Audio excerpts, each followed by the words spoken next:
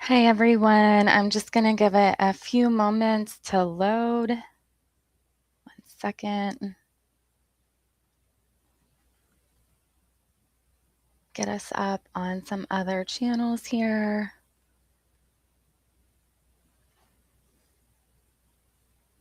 Thank you so much for joining us today.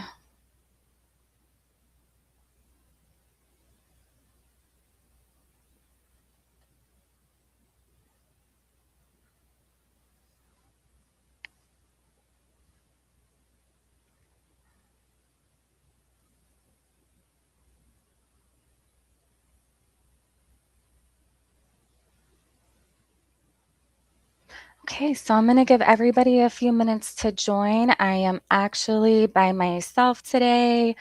My buddy Kim is not with me, so I hope she is having a beautiful time wherever she may be. She is definitely missed today while we discuss monitoring mites and mite treatments during a honey flow. So we'll just give a few more minutes and see if anybody else wants to join us today. I hope everybody is doing well. Well, hello there in Texas. I hope you're doing well. Let me know where you're at. I am currently in Pennsylvania today. The weather is beautiful here. I hope everybody is doing well. Please do let me know where you're at. Let us know if you're a beekeeper, how long you've been beekeeping. These are all things we do love to know.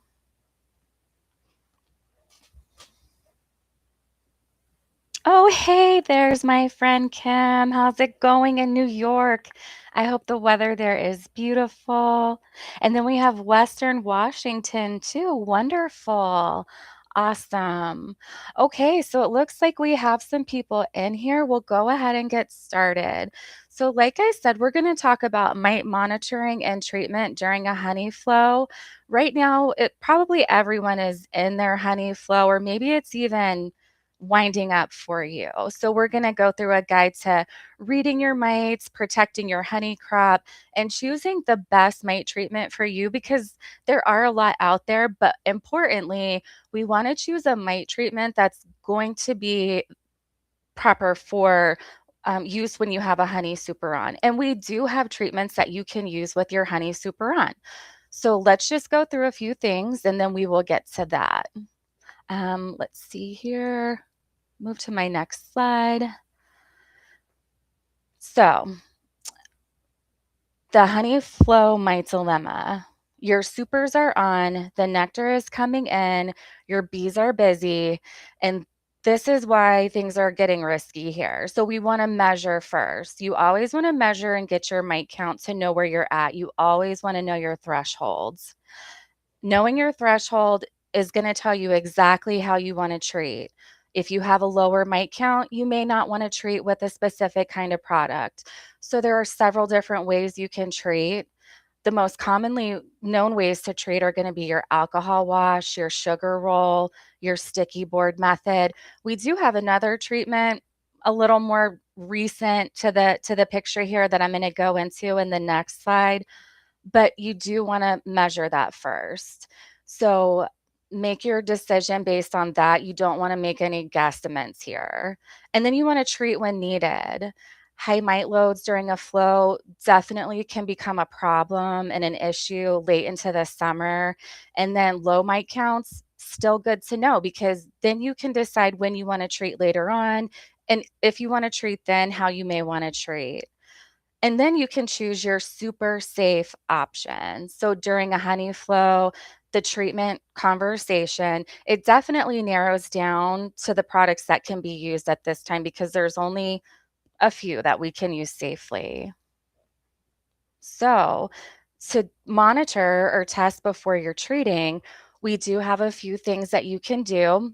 So, what you want to do, what I have shown here is the Varroa Easy Check and that other option, that's the CO2 injector. And you're just going to use that. Kim and I actually got to see some bees AB under CO2 after effects this past weekend. It was actually pretty interesting, and she woke up just fine. So this is a great option too, but this is another way that you can test them. But here is the math with that. So 300 bees is the best way to go. You want 300 bees is going to give you the best count.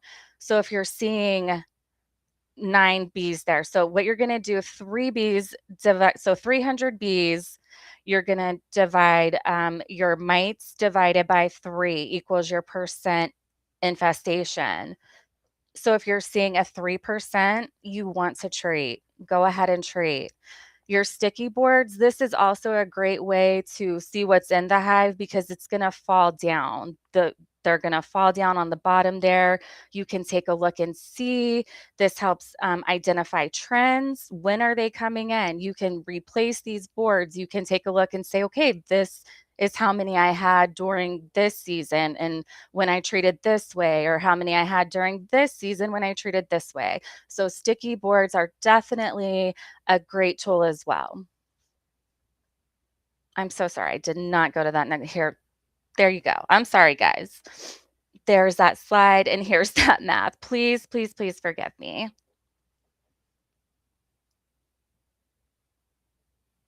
So I'll let you guys take a look at that real quick. I'm so sorry about that. Oh, hi, Charles. Thank you for joining from Central Ohio. Okay, so 1 year and you have 12 hives. That's fantastic. That's a lot of hives. So I'll move on from this, and I'm sorry I did not move on with that before. So let me make sure I go on to the next slide before I begin talking. So here's this, and this is our honey flow treatment options because there are some that we can't use and some that we can. So our first one here is Formic Pro. This can safely be used during the honey flow, but there are some notes that we want to go over here. Daytime temps must be between 50 and 84 degrees. You definitely want to make sure your temps are within that range. You don't want to go over a specific range because it can cause some issues. So definitely check your daytime temperatures. There's a 14-day or a 20-day treatment option. So make sure you know the temperatures that, what the temperatures are going to be.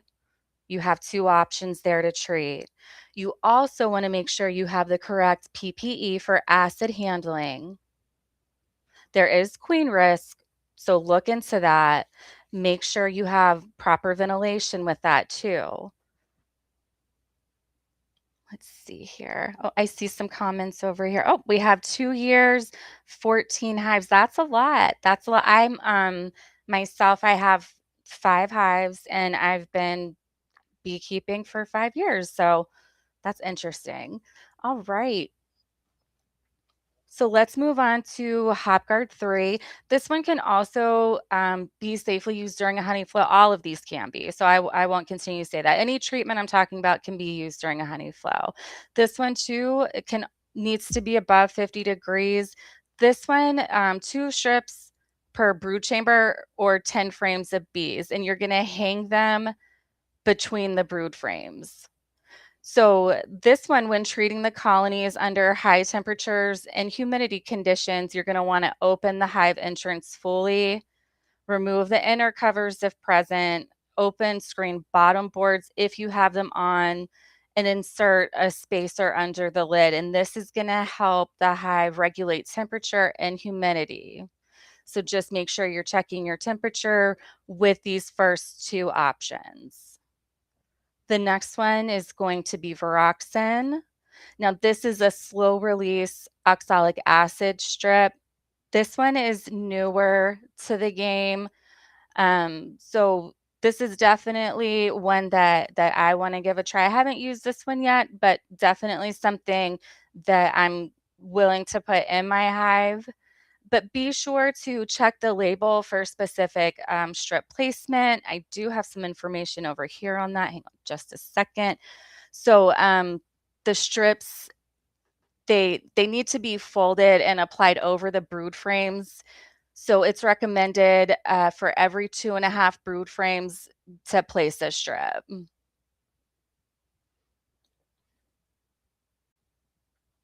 So let's move on to the next one here. And this is just some more information here. The Formic Pro, this is focused on fast brewed. This is a fast brewed option with 50 degrees to 84 daytime window with that 14 or 20 day option. The HopGuard 3, simple strip application, above 50 degrees, 2 strips per 10 frames of bees. And then we have the Viroxin, and that's the lower slow release option. That's the 42 to 56 days. That's the option if you want to do the slower release. Now to dig in a little bit deeper, let's see. So we want to make sure, this is just going a little bit deeper into these. The Formic Pro needs that specific window there, and this is listed by the manufacturer. Formic Pro needs 50 to 84, while HopGuard lists above 50. For Oxen, there is no temperature regulation there. If you really want that brood penetration, your Formic Pro is going to be your best option because it gets under the brood cappings. If you want that longer action Viroxin, it's going to be the 42 to 56 day slow release treatment. And if you really just want a simple treatment, the HopGuard 3.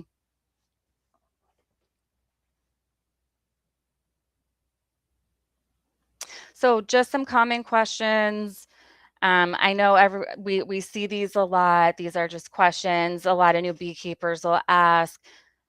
Can I treat with my supers on? You can, but you definitely want to make sure that you're using a product, which the three that we reviewed, you can use those. Review your label. So make sure the label states that it is approved for use with your honey super. Um, our short list includes Formic Pro, HopGuard 3, and Viroxin. Should you treat without testing? We always encourage a mite count. It's definitely good to make sure you know where your mite count is so you know how you want to treat. If you have a lower mite count, you may not want to treat with a harsher treatment. You may want to do something a little less. Which one is the best? And again, that just depends on your mite count, your weather. What's the weather going to be like? How many mites do you have? How big is your colony? What is your brood status? There's so many different factors that can go into it. So you do have to sit down and think about these things and what's best for your colony. And what do you do after your treatment? So you want to record what you saw, you want to record the product that you used, the mite count, the weather that was present, and then the follow-up count. So these are all important because it's going to play into fact when you do your next mite treatment. Well, how did this work and what am I going to do next? So it all comes together because did it work? Okay, great. Now how am I going to treat again? Did it not work? Well, what's the issue then? What do I need to do now? What didn't happen this time that do I need to go to a stronger treatment? Do I need to look into something? So definitely record all of this information because it will be helpful later.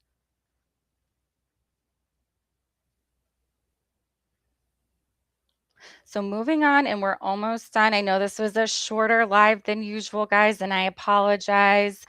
But we're just going to wrap it up here with your honey flow mite checklist.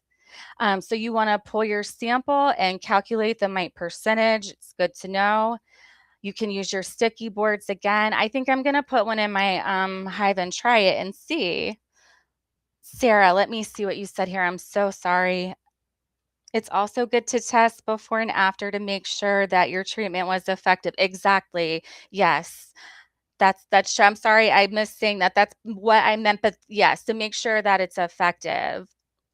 Um, so You can use the sticky boards as, but you can use them. I'm going to put those in my hives. I think I want to try them. I think I'm going to use them for each season to see with my mites, to see how they looked here, if I even have any, but I mean, just to check and see what they look like each season.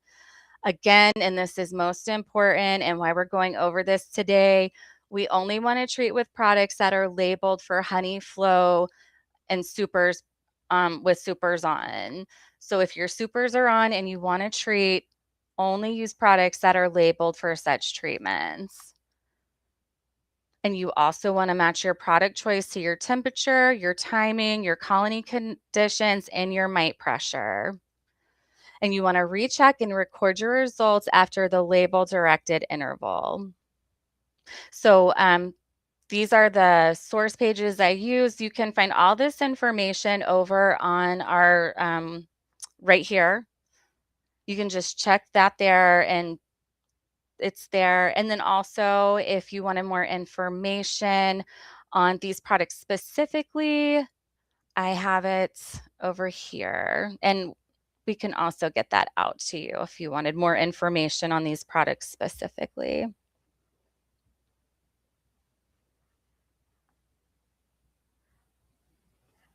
So that is actually all I have today, guys. Again, I know this was a super quick one. Um, I appreciate you guys so much for coming in. If there's any questions you guys have now, I'm happy to answer anything if you have anything. Otherwise, you can always give us a call. We're happy to answer any questions about treatments at any time of this season. If you have your supers on, if you don't have your supers on, that's why we're here. We can answer any questions about any treatments that you might need. Also, give us a look over on the FB. We do have a community page over there. You can join. That's private. So check us out over there.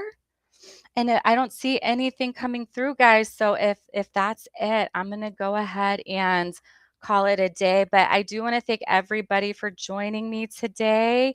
And I hope everyone enjoys the rest of your day. And thank you, guys. We will be back next week for our normal live. So thank you so much. And I hope everybody has a great day.